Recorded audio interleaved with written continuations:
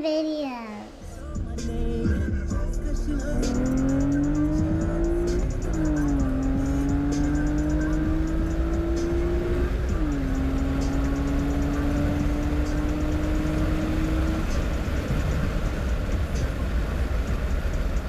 Alright, what is up guys? As always, welcome back to the channel. I skipped ahead a little bit on you, but I went out to the East Coast, went to Cocoa, Florida, and I picked up an 04 Acura TL LSD transmission.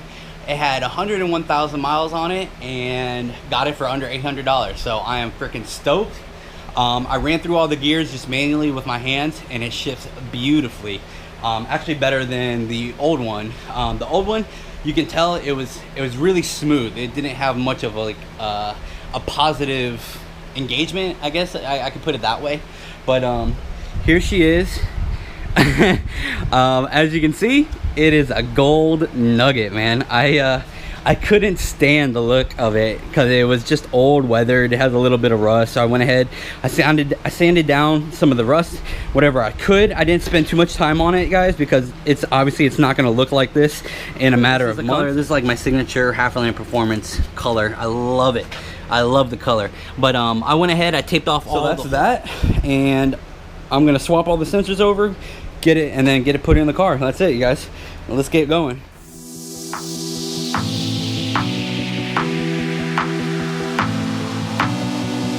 Crazy.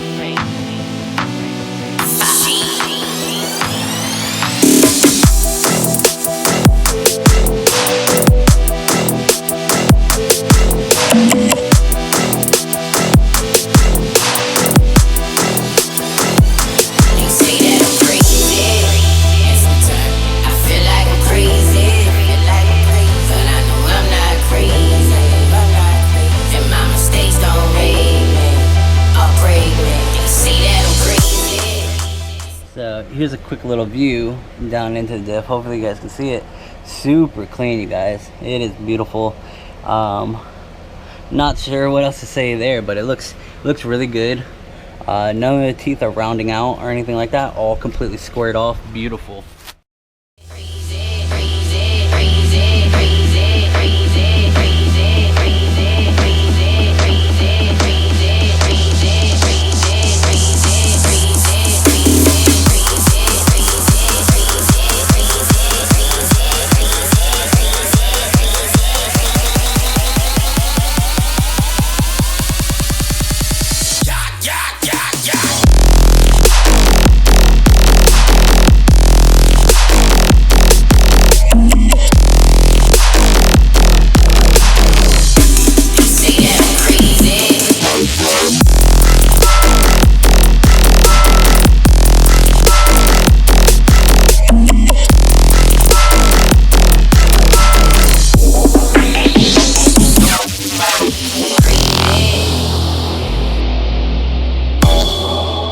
Alright guys, so this go around, when installing the motor, I'm actually going to try something different. I usually leave the rear motor mount on the motor, and it always ends up hanging up on the stabilizer bar. So in this case, what I'm going to do is I'm going to leave it off. I'm going to get the motor in, and once these mounting points or these mounting holes, once they go below this, then I'm going to take this and I'm just gonna hopefully fish it in here, put it on, wrench it on, and then sit the motor down into the front and the rear motor mount, and hopefully that works a little better instead of getting caught up on this and tearing everything up. It'll give me a little more room to clear the front, clear the back, hopefully not break any sensors and stuff. All right, I'm gonna go over the motor one more time to make sure everything is good to go, and then I'm just gonna plop her on in. And being this this transmission is kind of fresh, or not fresh, it just hasn't been used in a while, I want to make sure it's well and oiled up. This is just 10W40. I just sprayed a little bit of it in there, not a whole lot. Just want to make sure those splines are well lubricated, and already you can see the intermediate shaft in there. It's nice and tucked in, fully flush. So once it's in, I'm gonna put the driver's side axle in, and that's that.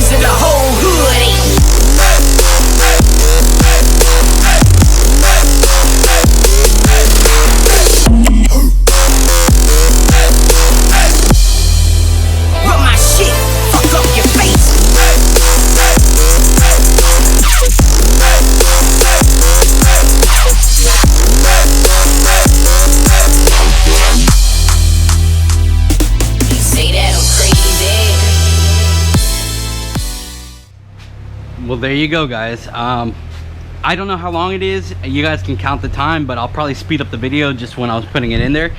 But that was maybe 3 to 5 minutes from the time it came over the radiator till the spot it's in now. Cleared there, completely cleared here.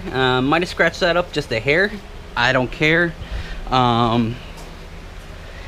Cleared the radiator, everything's fine. Cleared this, so now I know I can leave this this downpipe on the turbo, excuse me, the turbo exhaust, and it's good to go. Now the only thing I need to do is I need to put this rear mount on. And guys, if you're going to be doing this, I suggest doing it exactly how I did. It couldn't have went any smoother. Whenever I would leave the rear motor mount on, I would always have a hell of a time getting it back beyond the stabilizer bar or the strut tower bar. And like I said before, you could probably easily take the strut tower bar off. I never bothered with it because I don't feel like removing the cowls and shit and then getting to that bolt and the bolts over there. It's easier for me just to remove this.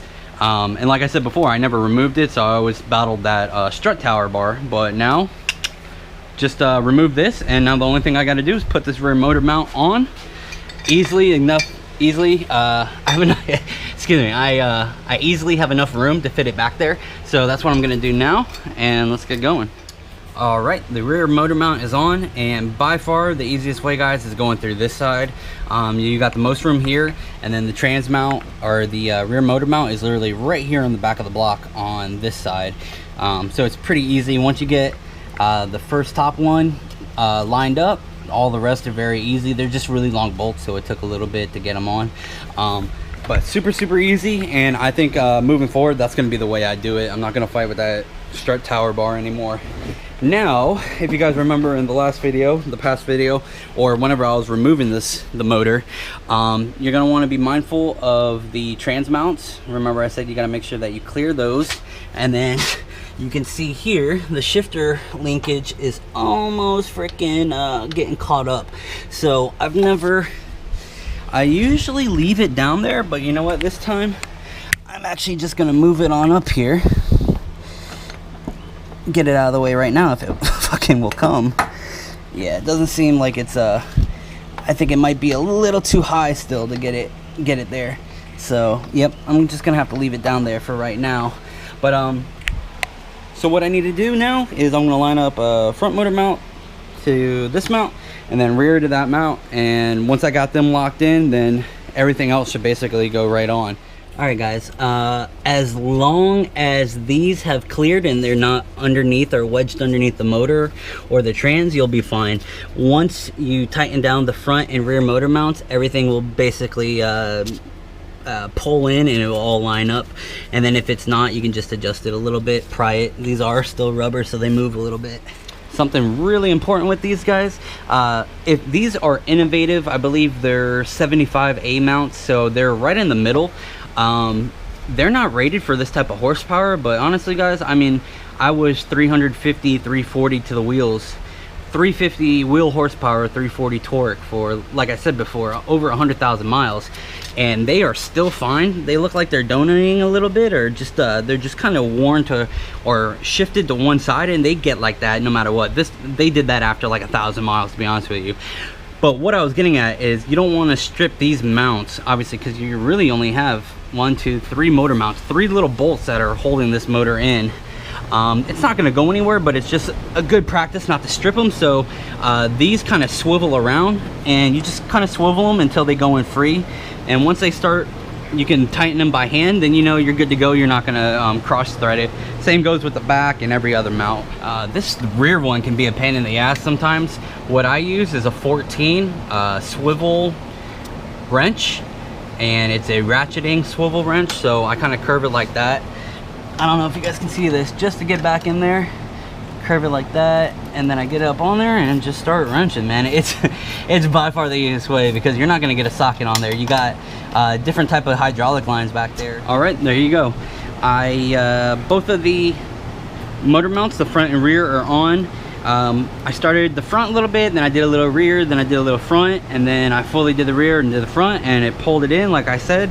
Now I'm going to move down to the transmission mount, or mounts, quote unquote. And like I said before, I moved them so they should be relatively close, which they are. That's not bad. This needs to come down a little bit, guys. Don't worry if it looks like that. You see the gap from here to there. Not a big issue. The motor, you can pull the motor down a little bit.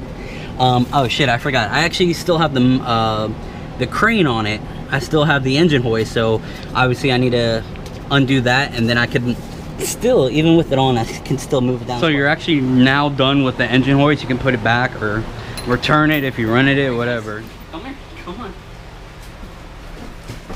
So the company is growing so much, we're doing so well, I was able to hire a helping hand. Behind the camera is a little girl. Her name's Annabelle, and she'll be helping me out. The company's not doing that great. She gets paid like nothing. How much she get paid? All right, come over here, ma'am. Come on, pop a squat with me right here. Okay. So now, no, go ahead, focus over there. So what we need to do now, you guys, like I said before, we need to go ahead and we need to put the transmount bolts back on. These are the bolts. I always leave them how I had them before. So let's go ahead and do this. And like I said, I had the engine hoist already removed, or it was on, so I had to remove it. So now, as you can see, the motor will tilt. It's a little hard, but we can get it there. So I like to start, this guy went in here, or this guy went there. All right, so the long one went here. This guy, make sure there's nothing in your threads also, you guys. So whenever you're limited with only one guy, or with a little person that can't actually push the motor, it was off a little bit. I didn't have enough, it was really hard, so I had to pull down on the transmission to try to line up the bolts. So what I did, I just came over here, I pushed, and then I just put a little piece of wood as like a chalk, and did that. So it'll give me a little more, it'll give me a head start on getting this just about right. And as you can see, it is basically right there, where before, I mean, I was having issues even getting it that far down. So, all right, there you go, guys. I got them lined up. You got 1, 2, 3 bolts, and they are nice and snug. Honestly, with these, I usually don't even torque these. I just hit it with the impact, and that's it. So they're all lined up. Like I said, I was having issues. It was really hard to pull the motor down. So I just went ahead and I chalked the other side, lined them up, and then just drove all the bolts back here. Let's go ahead and we can undo the you're doing a great job with the camera. We can undo the shifter bracket, and then we can move it back up there. So let's go ahead and do that. We also have the slave cylinder. So something you do want to be mindful of is last time I did a motor swap and I had this just kind of dangling around. Somehow this got loosened, and I lost all clutch pedal. Luckily I was able to bleed it on the side of the road, only bled it like 5 times, and the clutch pedal came right back. I'm assuming that it was from the slave, because the only thing I did was tighten this fitting up right here, and then bled it like 5 times, and that was it, and I got full pedal again. Go ahead and you're gonna want to depress this slave cylinder. Usually I take the cap off, but if you go slow enough, you're not gonna push anything out of the reservoir, and it is quite hard, you guys, so you might see me shaking a little bit. All right. And yep, nothing came out of the slave. Oh no. There we go. Alright, now we gotta push it back in. It can be a pain sometimes. Alright, you don't have to get all up in my grill, girly. There we go. Just get one going. Get the other guy in there. And like I said, you guys, whenever you're done here, just go ahead and check these fittings and make sure those fittings are nice and tight, just to, you know, eliminate any chance that they might have came out or backed out or anything like that. Well, just like that, my help is gone. No more help. All right. So what I did, I went ahead and, like I said before, I went ahead and put the slave on. Now it's basically, guys, just hooking everything back up. Went ahead and put the shifter cable bracket back on, did those. I need to put my cotter pins back in here, and then everything else, like I said before, is just hook everything back up and you'll be good to go. These are Core Sport aluminum, I believe, solid shifter cable bushings. love them, you guys. Absolutely tightened up the shifter a hell of a lot. And then I have an ancient, I mean way back in the day, it was literally like one of the first mods I ever did to this car, and it is the CT short shifter. It's literally just like a plastic ball that goes on the end and it extends the amount of shifting, but I mean that made the shifts way shorter, and then along with the Core Sport shifter cable bushings, it made the shifting way crisper, more precise. Loved them. And then top it off with the AMSOIL synchro mesh. Dude, I mean, I've had people get in the car even with Hondas, they're like, damn dude, this shifts really fucking well, and it does.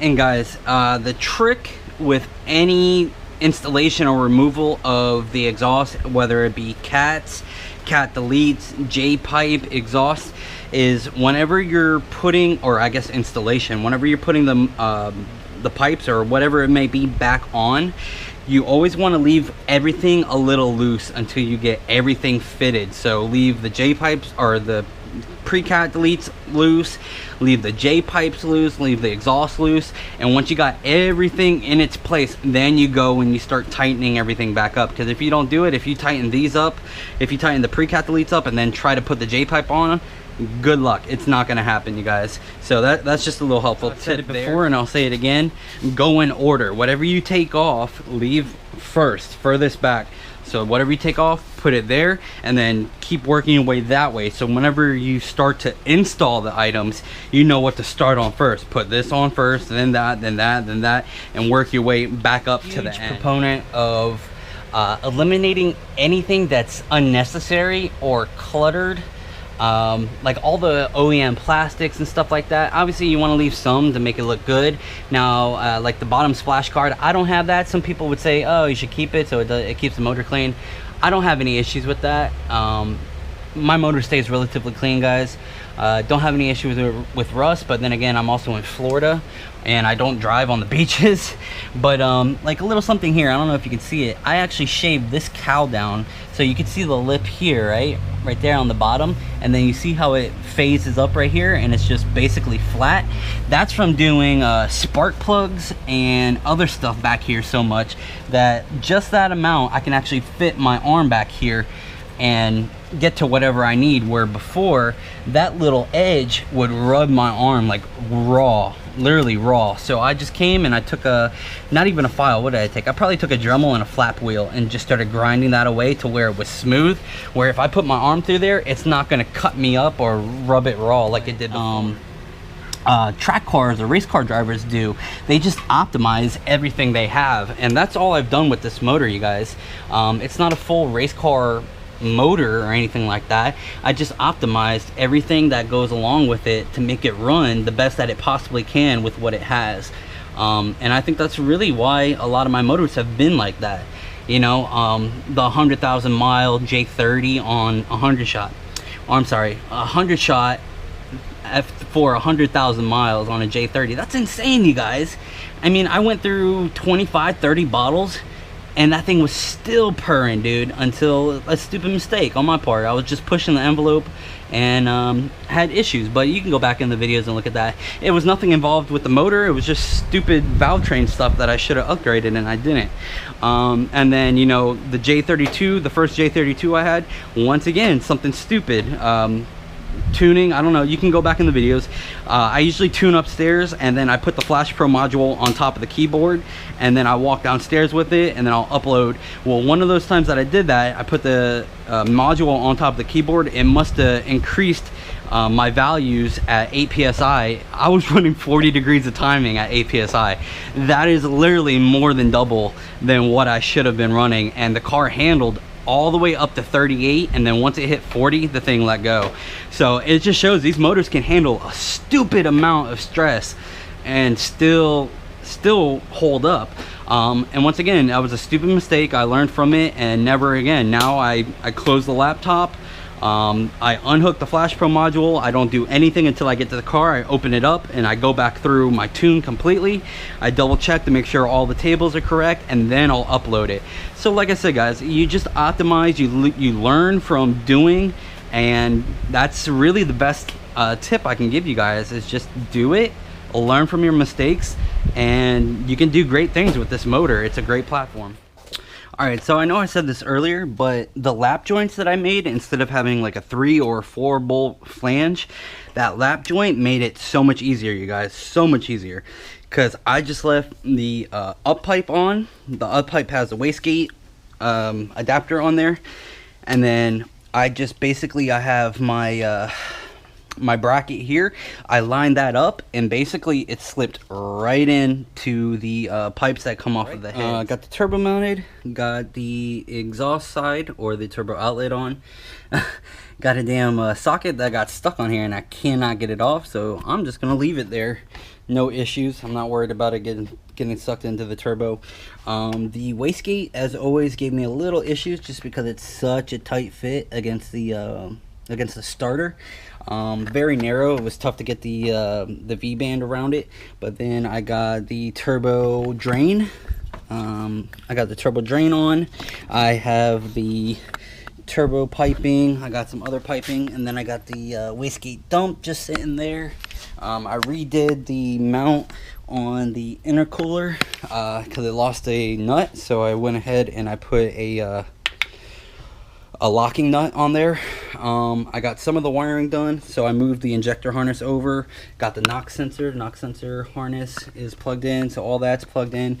You got the cam sensor on the back there, and then I got all the of course I got the rear injectors on, got all the clips on and everything. And once again, guys, these are ID 1000s. Doing really good thus far at only 8 psi and 550 wheel horsepower with the 450 Walbro in the back. I believe I'm at like 60%, maybe 65% duty, so I got plenty of fuel system, and I am still not running a fuel pressure regulator. So I will put that on eventually, but as of right now, I think I can push the car to 10 psi safely without a fuel pressure regulator, because I don't see it leaning out. I don't see any fuel issues at the moment. Well, it's a little as you can see, it's a little gloomy today, rainy. I got pretty far so far. I got the turbo on, I got all the oiling, I got all the oil filter sandwiches. I don't know if you guys can see that, it's pretty dark. But I got the intake manifold back on, so all I need to do is put the top plate on, hook the intake manifold up, and then hook up the intake and put my serpentine belt on, and then it's fluid, you guys. After that, I'm pretty much good to go. All the exhaust is already all hooked up, ready to go. I got all the transmission fitting, or transmission harnesses, all the sensors plugged in, so it's really just intake manifold and that's it.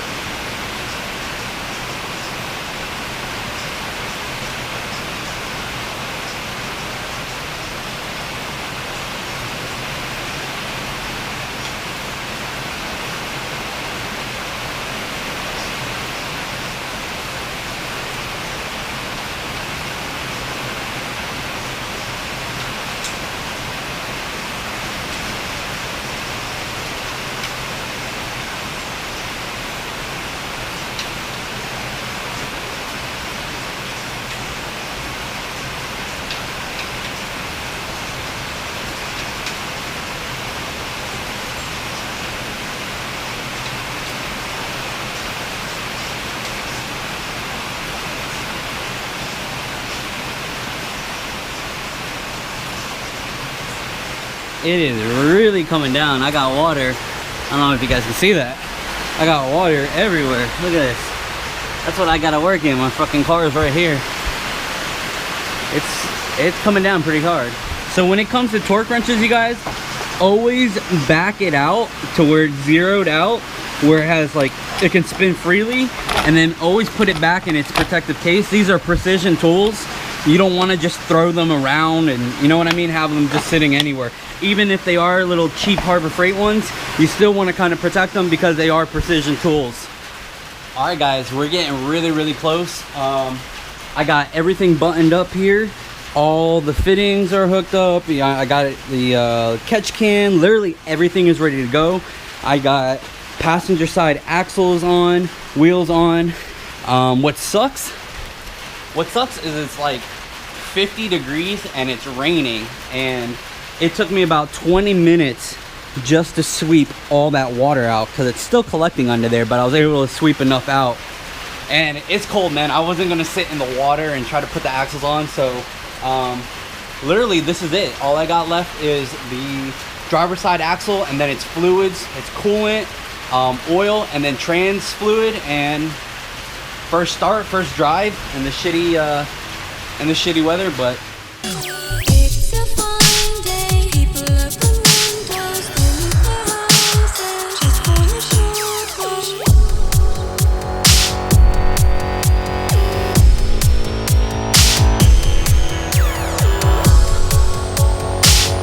all right, we should be good to go. So let's get in here, see what's going on. Oh, we got power. Now, she hasn't started in about a week and a half, so I might need to prime the fuel system a little bit. This will be really the ultimate test of E85 and how it does in colder weather, because it is pretty chilly out. I believe it's in the low 50s or high 40s. All right, we got power. Make sure everything's off. I don't know if I heard the...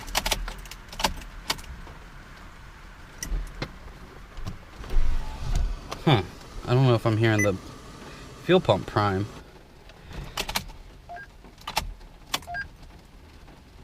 Yeah, I am. I hear it now. All right, let's see what she does. What? See how quick that was? All right, so let's see. We got a check engine light. Not flashing. What would that be? What would that be? VSA is okay. I always get fucking VSA lights whenever it's colder out, because there's a float in the master cylinder. If you tap on the, no, I'm sorry, the brake booster. You tap on the brake booster and there's like a float or a sensor in there. I'm gonna grab my computer and see what that is, because I might have forgot to hook up a sensor. Hey guys, if you remember what I said about E85 and tuning, you saw that, right? It's cold out. It's E85, literally one turn and it started right up. It's all about fuel tables. It's all about cranking fuel. It's about getting everything set correctly. But I wanted to show you this because this is a great opportunity to show you how loud the ID1000s are, how they click. So if you listen to it.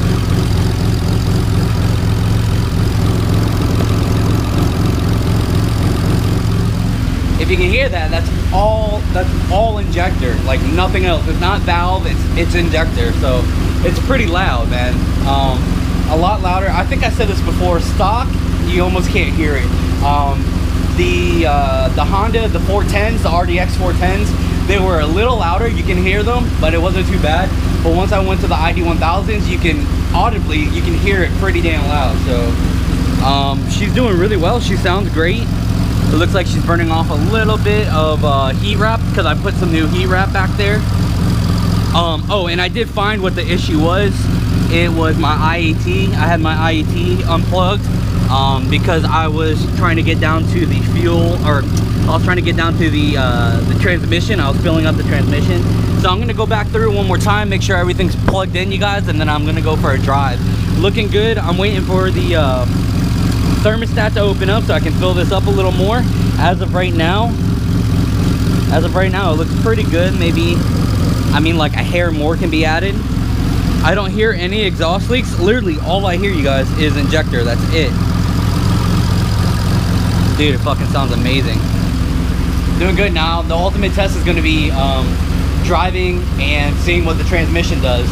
I'm praying that it's a good transmission because I do not want to tear all that shit back out. I think we're good. I'm going to go ahead and let's go for a test drive to see what she's doing.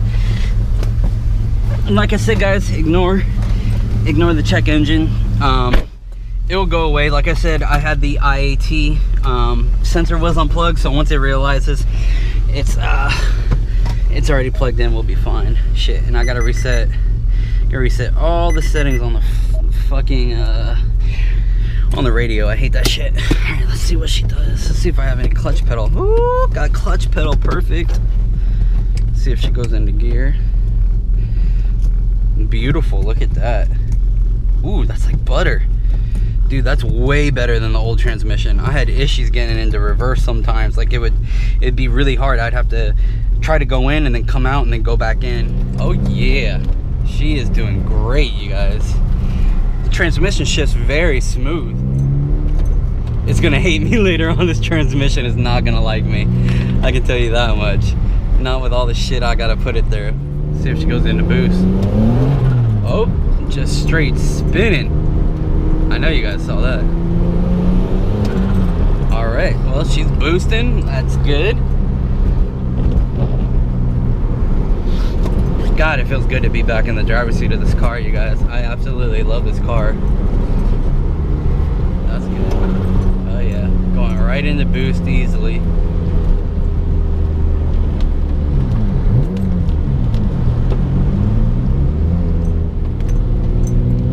This isn't too exciting, guys, because obviously I can't really get on it.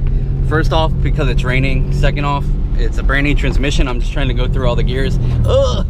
Trying to go through all the gears and make sure that she obviously functions properly.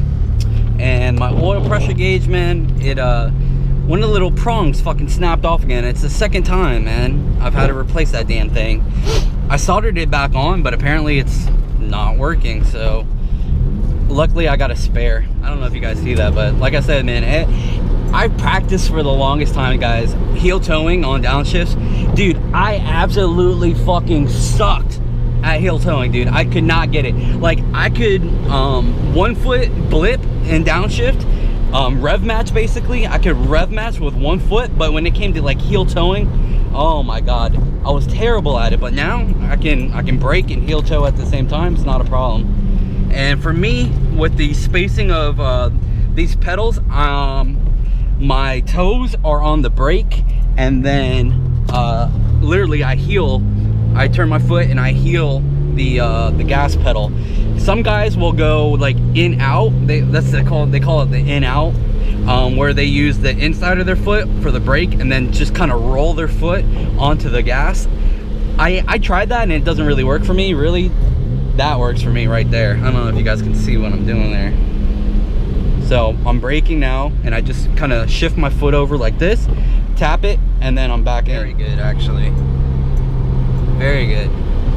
It definitely does feel better than my last transmission. I can actually, while rolling, I can actually get into first. Where before, if I try to get into first while rolling at all, it wasn't happening. Like, I would have to be probably like 5 miles an hour or stopped in order to get in first. I don't know, guys. What do you think I should do? Should I take it easy on this transmission for a little bit, or should I just go ape shit on it? I think we all know that answer.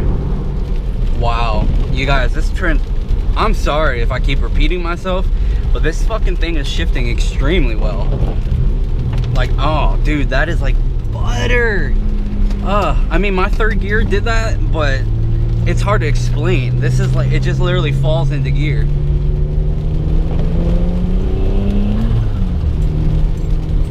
It is too wet to be doing anything crazy, you guys. I don't know how well this comes through, but it's raining pretty fucking hard. Alright guys, you know what? I'm just gonna end it here. I hope you liked the video. As always, please subscribe, please like. Of course, there will be more content to come. If you guys are interested in any performance parts or have any questions, please visit my Patreon account, which is patreon.com/HalferLand Performance. I do Q&A, so if you're a Patreon and you subscribe $10 a month, very affordable. And like I said, if you just want to get your questions out of the way in 1 month, just subscribe for 1 month. But I also have different tiers if you're interested in a say performance parts like cams, runners, heads. I have the tier set up almost as a payment plan, but you also receive $5 on top of your payment per month. So it's actually, you pay, but you're actually earning money while paying. So like I said, guys, thank you so much. Please like, subscribe, and share, and I'll see you next time. Peace.